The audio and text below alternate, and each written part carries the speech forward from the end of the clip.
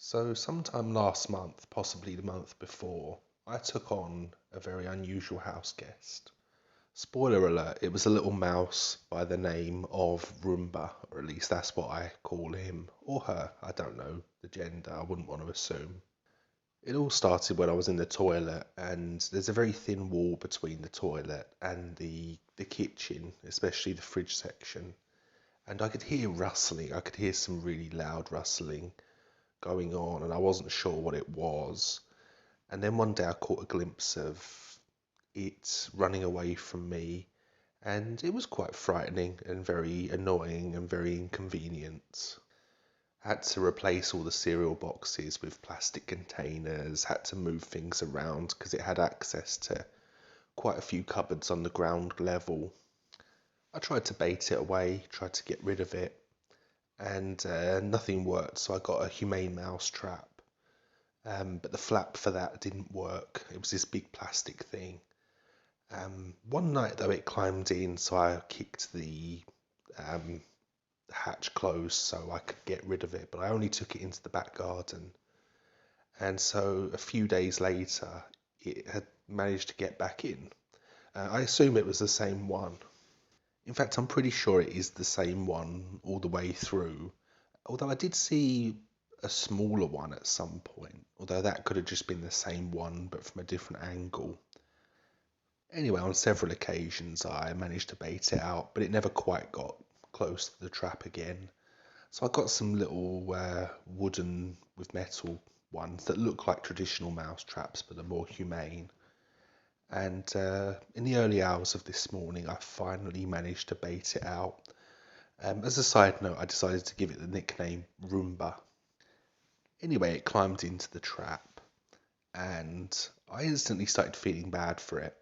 It was really scared, it was panicking, trying to look for ways out, trying to use its hands to get out, then eventually trying to gnaw its way out with its teeth through this very thin metal cage. It even got its tail caught in the hatch, and part of its tail came off, which I felt really bad about. And it was scared enough that it actually went to the toilet in there. So anyway, I got my clothes on because it was about 1 to 2 in the morning. Put a tea towel over the thing, and I took it to the nearby field. Pitch black. I hope no one saw me because I looked very sketchy carrying a tea towel of something through the streets. Um, Let it go. Use my phone torch. Open the hatch very carefully because I didn't want it to rush out and then climb up my arm and bite me out of fear. But it didn't want to leave the cage, and so I had to kind of shake the cage, and it ran away.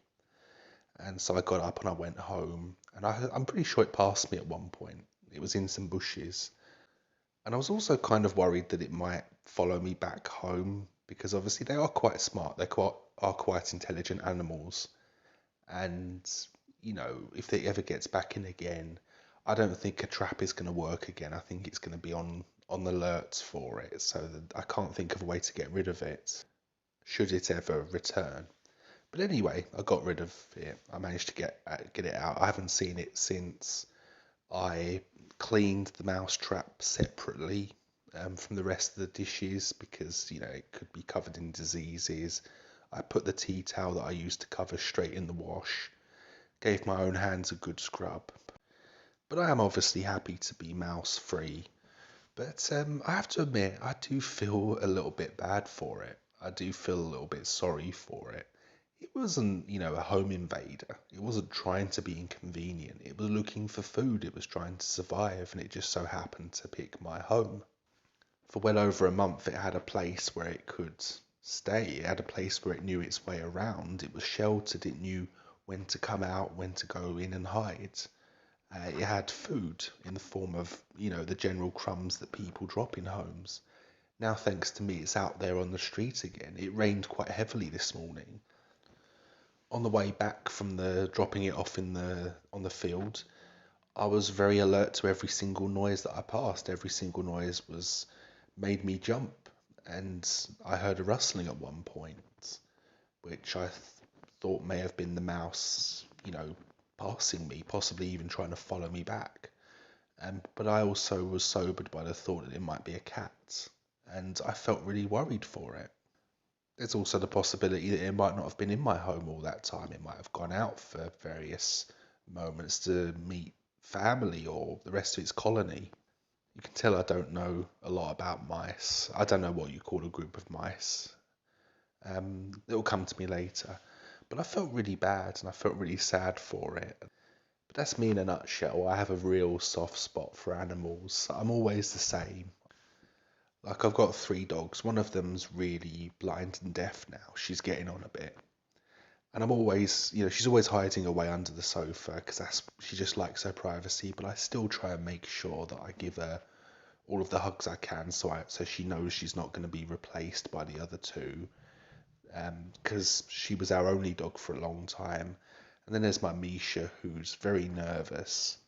So much so that if I'm walking past someone else's dog, I will always sort of take a step round not because I'm scared of the dog, but because I'm worried the dog might be scared of me. That's because of Misha. That's because of, she's given me that complex. So I, try and make sure I don't make any sudden movements that might scare her or make her think that she's in trouble. And she looks at me with this really worried facial expression that may not even be worry. It could just be how she looks. And I always feel guilty, like I might have given her reason to be worried. And then we've got Ruby, who's we've only had for a year, very playful. Anytime I reach out to her, she playfully bites my fingers, but I really just want to give her a proper hug so she knows that she's welcome as well. I really worry about things like this. I really worry about how animals perceive me, more so than humans. So I really hope that Roomba, as I came to know him, didn't take it too personally. And I hope that whatever they're doing now, they're happy. And if you're listening to this thinking that I'm insane for personifying an animal, then yeah, I suppose I am.